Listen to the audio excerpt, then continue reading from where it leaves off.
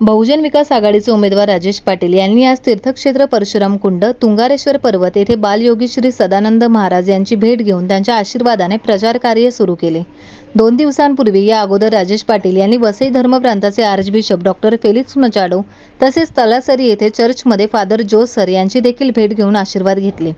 आज शिरसाट भामटपाडा येथून त्यांच्या निवडणूक प्रचाराचा श्री गणेशा कार्यकर्त्यांच्या उपस्थितीत मोठ्या उत्साहात करण्यात आला। बोईसर विधानसभा मतदारसंघाचे आमदार असलेले राजेश पाटील यांनी मागील 4 वर्षाच्या कारकिर्दीत केलेली समाजोपयोगी व जनकल्याण कार्य त्यांना यावेळी प्रचारात कामी येताना दिसत आहेत। मतदारसंघातील ग्रामीण भागासोबत शहरी भागातूनही त्यांना उत्स्फूर्त प्रतिसाद मिळताना दिसत आहे। यावेळी माननीय आमदार राजेश पाटील यांच्यासोबत माननीय माजी खासदार बळीराम जाधव, ठाणे जिल्हा मध्यवर्ती बँकेचे चेअरमन राजेंद्र पाटील, वसई पंचायत समितीचे सभापती अशोक पाटील, माजी नगरसेविका जयश्री किनी, कन्हैया भोईर, मिलिंद घरत, जिल्हा परिषद सदस्य कृष्णा माळी तसेच इतर मान्यवर उपस्थित होते। नारळ अर्पण करून पालघर लोकसभा मतदारसंघातील आपल्या वसई तालुक्याच्या ग्रामीण भागाचा प्रचाराचा नारळ आपण आज फोडला।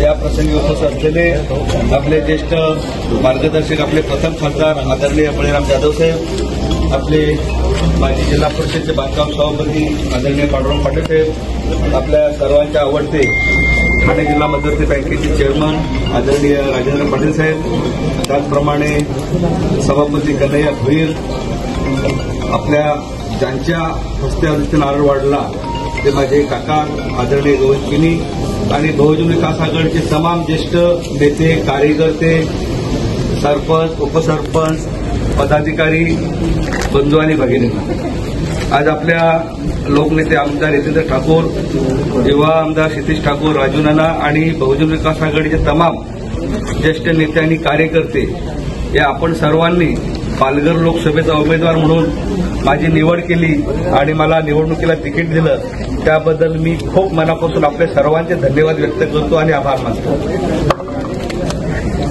गेली 27 वर्ष या बहुजन विकास आघाडीच्या माध्यमातून ग्रामीण भागामध्ये काम करत असताना आणि आप्पांच्या नेतृत्वाखाली वाटचाल करत असताना हा ग्रामीण भागाच्या विकासाचा दृष्टिकोन आपण ठेवून अनेक सहकारी राजेंद्र आहेत, पांडुकाका आहेत, बळीकाका आहेत, तमाम आपले सगळे सदस्य ग्रामपंचायत झाले, सरपंच झाले, पंचायत समिती सदस्य झाले, सभापती झाले, जिल्हा परिषद मेंबर झाले, बाजार समित्यांचे संचालक झाले, डायरेक्टर झाले आणि या सगळ्यांच्या माध्यमातून आपण या ग्रामीण भागाचा विकास अतिशय चांगल्या पद्धतीने केला।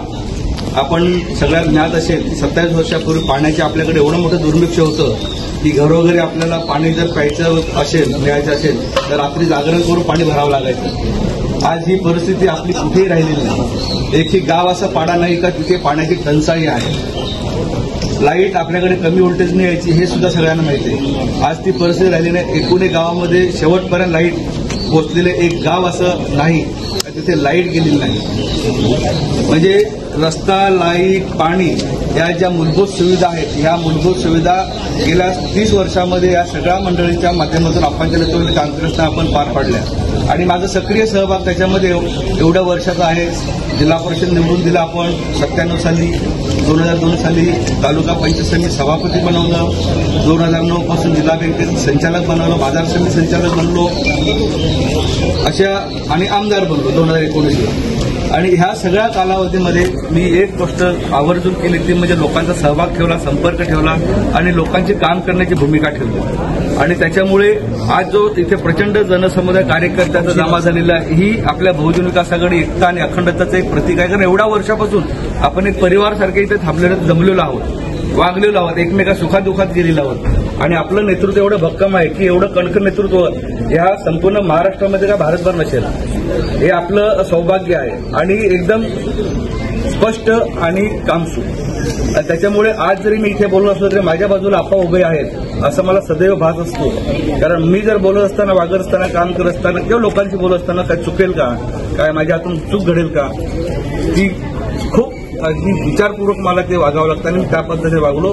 त्याच्यामुळे आयुष्यामध्ये फार कमी चुका झाल्या असतील माझ्याकडून, जाणीवपूर्वक तर कधीच चूक केली नाही, कोणाला फसवलं नाही, कोणाला हे केलं नाही आणि त्याच्यामुळे आज आपल्या सर्वांच्या आशीर्वादाने एक भारताचं एक सर्वोच्च स्थान ज्याला संसद आपण सांगतो त्या संसदेमध्ये जाण्याचं एक भाग्य तिकीट त्याच्या माध्यमातून मला उपलब्ध करून दिलेलं आहे। आता त्या संसदेमध्ये बसवण्याची जबाबदारी आपली। आजपर्यंत एवढ्या ठिकाणी बसवलं, तालुक्याला बसवलं, जिल्ह्याला बसवलं, महाराष्ट्रामध्ये सुद्धा बसवलं. आता दिल्लीमध्ये बसवा असं मी आपल्याला मनापासून धन्यवाद करतो. कळकळीचं आवाहन